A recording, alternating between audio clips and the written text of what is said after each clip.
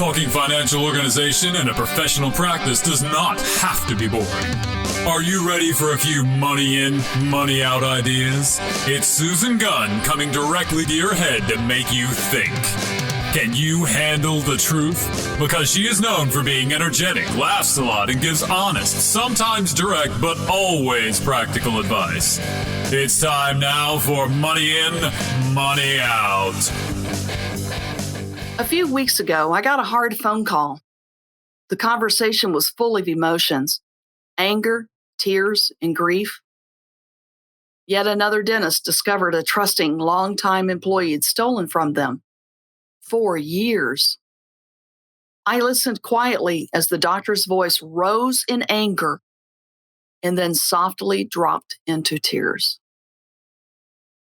Typically, the team member that was discovered embezzling has been at the practice for quite a while. Little by little, the doctor trusted the team member with the financial details of the practice. Trust. If a doctor did not trust an employee with patient payments, insurance payments, practice credit cards, etc., it would be difficult to experience embezzlement in a practice, or any small business for that matter, but that's not practical. Culling evidence of a practice embezzlement for prosecution or civil suit is what I do.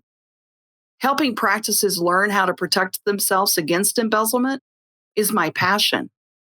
I would much rather be doing the latter than the former, though both are entirely important. And it's best to get someone who does both to help compile evidence and help protect the practice's future systems at the same time. I've had hundreds of cases. Intensely, I work alone. I prefer it that way, actually. I'm the only one handling the case from the beginning to the end. I walk side by side with my clients from the bitter beginning to the very bitter end. It's an emotional journey that begins when an entrusted team member betrays the practice by making the choice to steal from the practice. It affects the whole practice, every single team member. They have all been betrayed by the embezzler, who most consider their friend. Truly, it is the embezzler's choice. Sometimes it's their choice because a too hard to pass up opportunity presented itself. I have heard it was easy to steal more than once due to no one overseeing the business financials. There was no accountability. It was easy because they were trusted. It was easy because the owner gets lost in what earns the money and does not watch to make sure it's being deposited into the bank, or that the payroll is valid, or that there are not products missing that have never been sold. But in the end, it was still the embezzler's choice. We face a myriad of choices every day. Maybe they chose to steal because they found themselves in debt from overspending what they could not pay. Maybe, but that choice stems from greed. One bad choice propagates another bad choice. None of my embezzlement cases stemmed from having a sick family member that needed medical care. None of my cases stemmed from a spouse losing their job.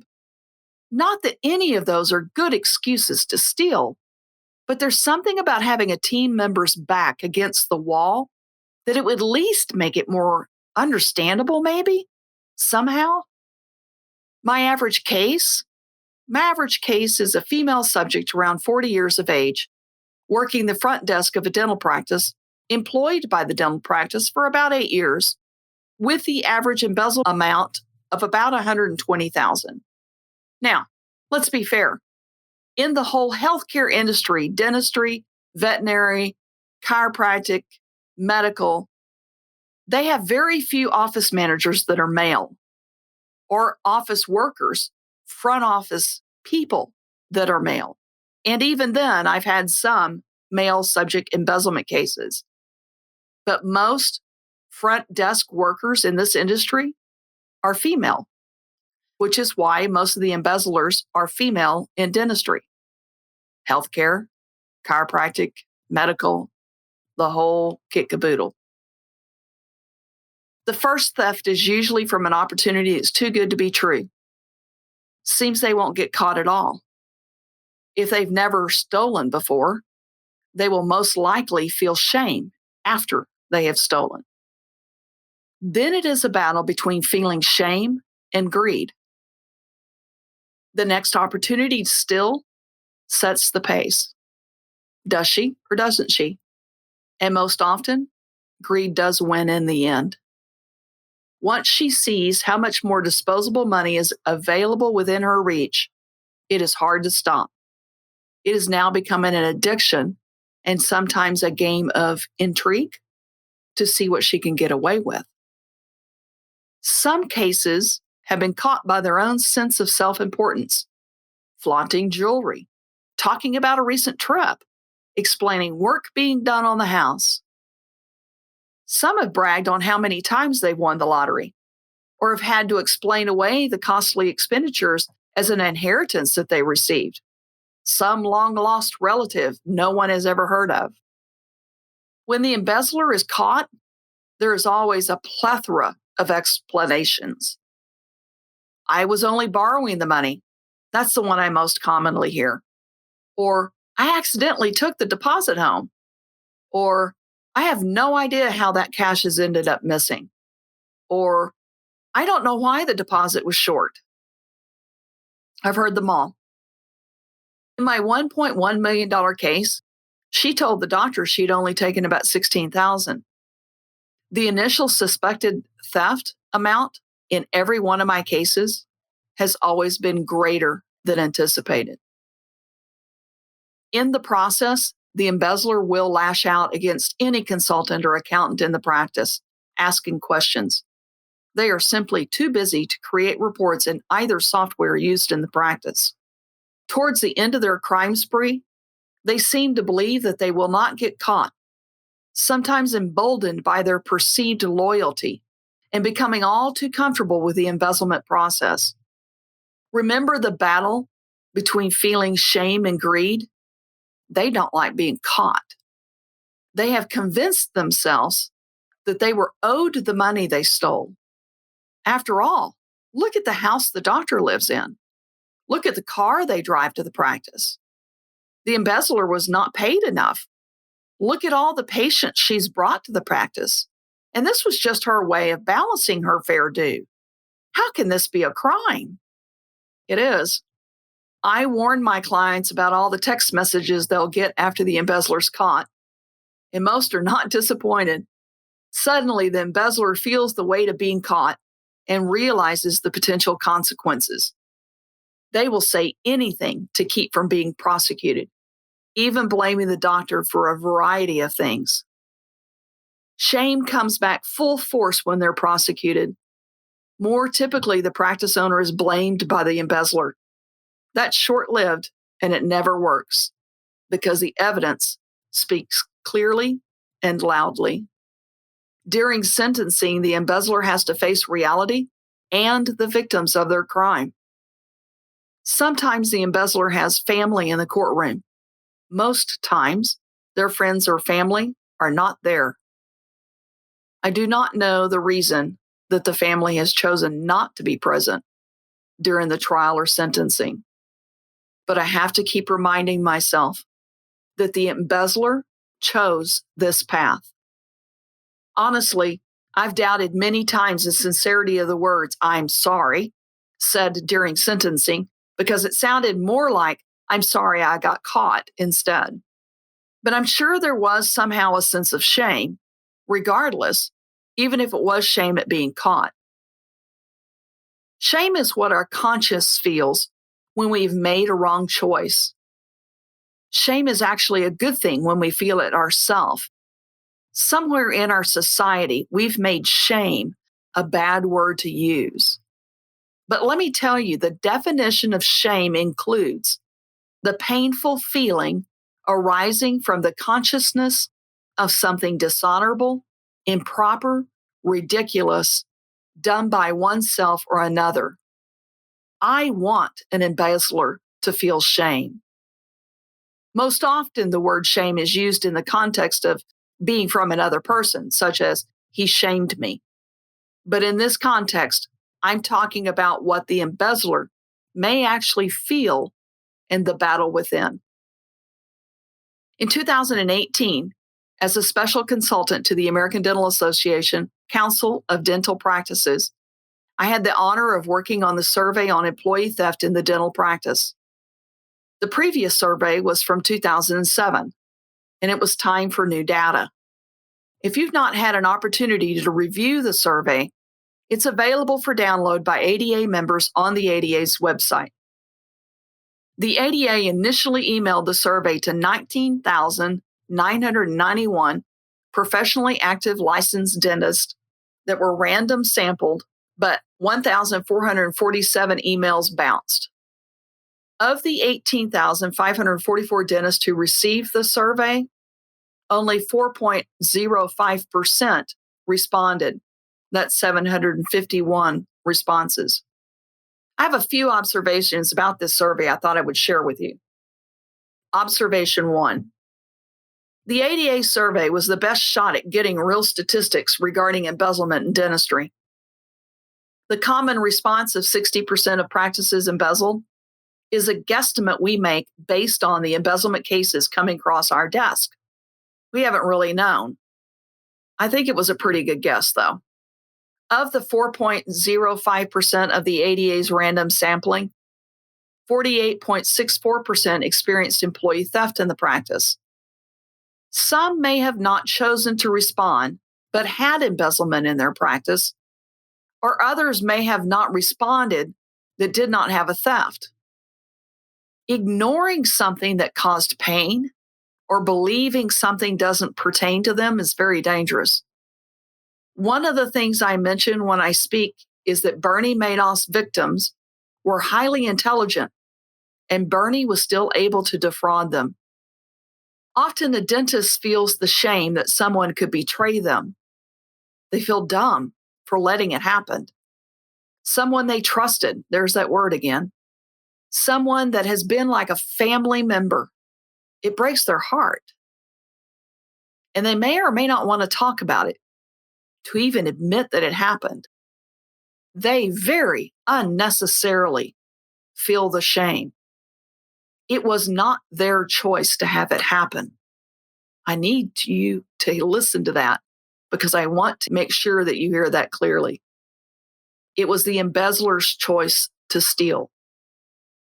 My conclusion to only 4.05% response and 48.64% experiencing an embezzlement. If you own a practice for 30 years, someone will steal from your practice, whether it be time, money, or product. To think otherwise is negligent. To work as if it could not ever happen is not running a business with sound wisdom. Trust wisely, not blindly. A practical example of trusting blindly is not overseeing that the daily collections were actually deposited to the bank. Such a simple thing to do, and there's easy ways to do it, but sadly, most doctor owners don't do that. Observation 2. 54.32% experienced one embezzlement, 22.84% experienced two embezzlements, 4.94% experienced three embezzlements, and are you ready for this? 17.9% of those respondents experienced 4 or more embezzlements. 17.9%. There's nothing an owner can do to 100% prevent embezzlement. However, not implementing valuable systems will be the compost an embezzler needs to cultivate fertile embezzlement grounds. Embezzlers can grow in those conditions, and what they produce will be high yield. Remember, insanity is doing the same thing over and over again, expecting different results. If you do not want to be embezzled from again, you must do things differently, period. 64.5% fired the employee but only 23.21% prosecuted. One of the comments regarding not prosecuting was that they were told they would not receive any restitution. I'm not sure who told them that, but it is a standard sentencing request in all my cases. A majority of doctors have even received payment for my services as part of sentencing. 30.38% gave a warning or did nothing. Oh my gosh. By not doing anything, it sets the precedent for future embezzlement in the practice. With no consequences, other team members may decide to steal since it's easy money with no consequences.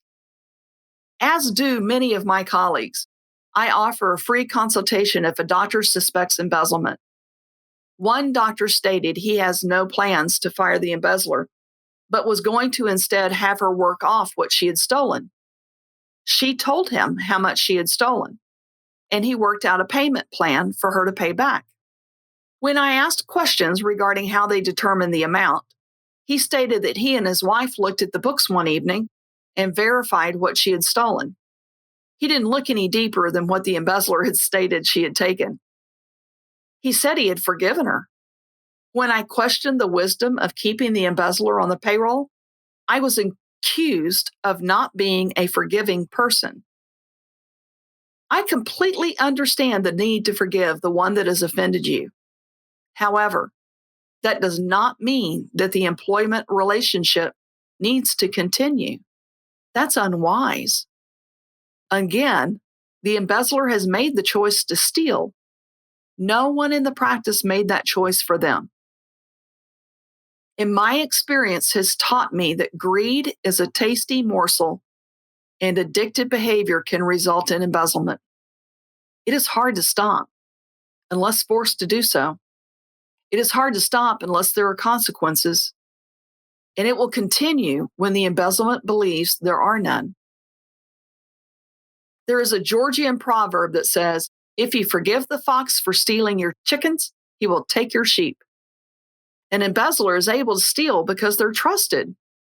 If you no longer can trust them, then they are also unable to effectively fulfill their job responsibilities handling money. Observation 3. 48.87% of the embezzlements were investigated by the doctor and spouse, but 22.83% gathered no evidence at all. They didn't do anything. 15.43% stated another employee investigated. Well, this is where this German proverb comes into being. One scabbed sheep will infect a whole flock. To have another team member determine how someone has embezzled from the practice is teaching the investigating team member how to embezzle. That's happened. Several cases. Innocently, the doctor needed help. Who better to help than someone already in the practice? It would seem like a good idea, but think again. It wasn't my case, but I know an embezzler who got caught. The assistant was promoted because she helped the doctor figure out the embezzlement. They caught her stealing a few months later. I'm willing to bet she believed the doctor would not be paying attention. After all, he trusted her. She had helped him. She would never steal. And yet she did. Many times at a convention or study club, an audience participant states they reported the theft to law enforcement, but nothing happened. Because of dual intricacies involved in dental practice accounting, there's a practice software that's accounts receivable, there's an accounting software that's accounts payable, and that most practices do not have systems in place for back-to-back accountability, which is what I teach.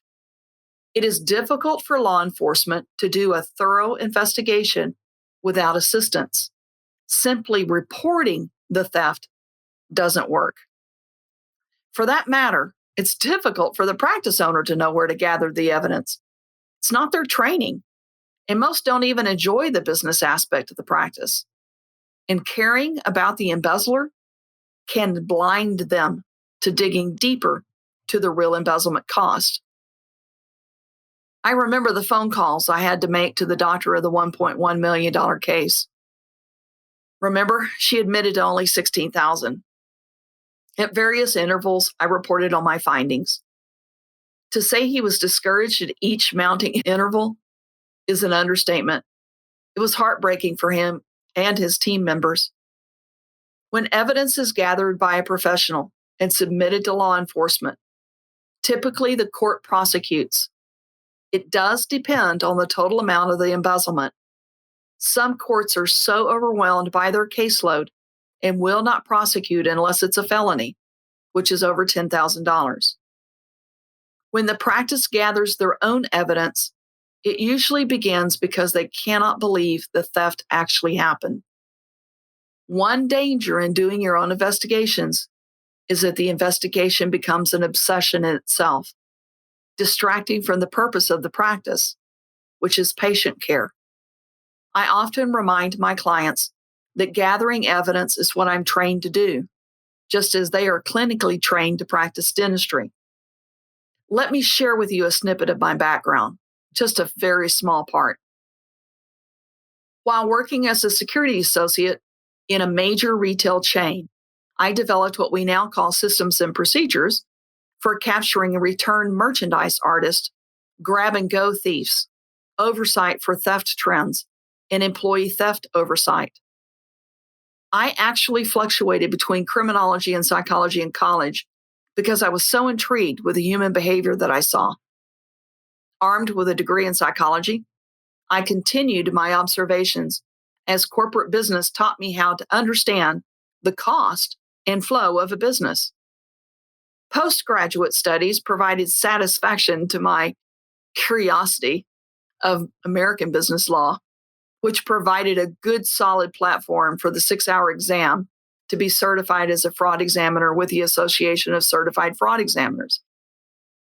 Add that to 24 years of working with dental practices, having written 44 books for this industry, working with thousands of practices and developing a back-to-back accountability between QuickBooks and the practice software, and hundreds of embezzlement cases. I have a very sound understanding of what the financial organization in a dental practice should look like. That is the difference between a practice gathering their own evidence and a professional fraud examiner gathering the evidence for prosecution or civil court. Here's my summary. The ADA survey on employee theft in the dental practice is truly interesting. Look past the obvious statistics. Read between the lines. I encourage you to download and review it yourself. If there was ever a time to pay attention to your financial organization and systems, it's now. What are some real obvious measures that you can implement? I've got 3 for you. Create a back-to-back accountability between both software for easier oversight. Create payment types in the practice software for each type of collection: cash, checks, insurance checks, care credit, EFT insurance, credit card, etc. Then create income accounts in your QuickBooks or have your CPA do it in their books as they are deposited in the bank: cash and checks, credit cards, EFT, care credit. Then, when you run a report, a date range report, you will quickly see differences between them.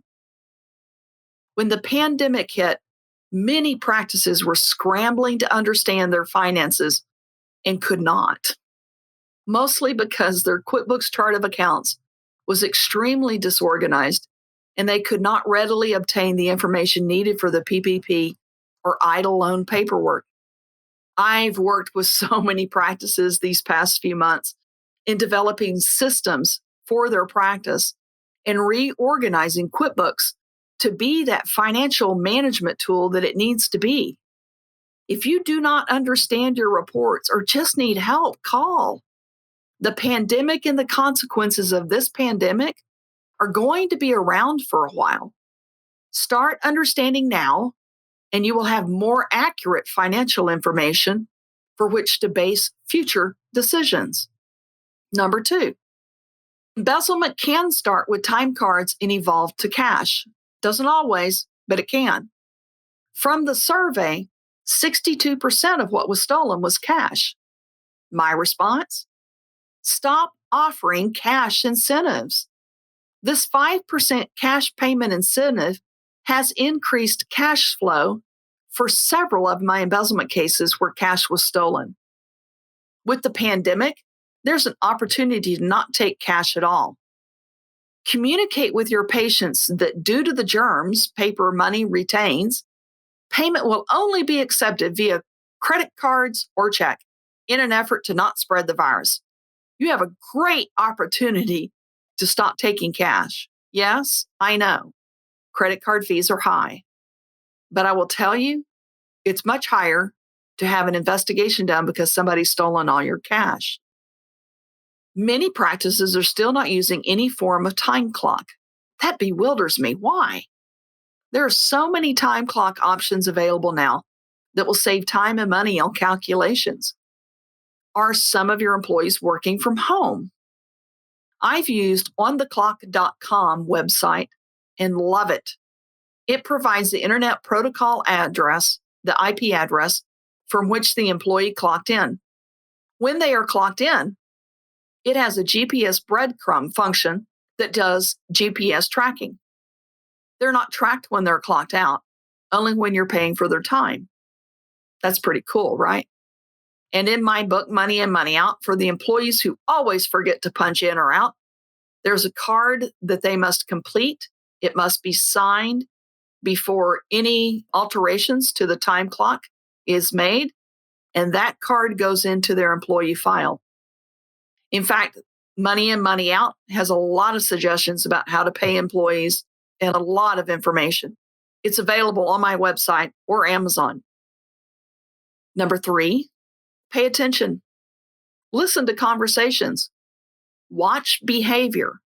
Remember, trust wisely, not blindly. Review your reports. If you don't know which ones to review, learn.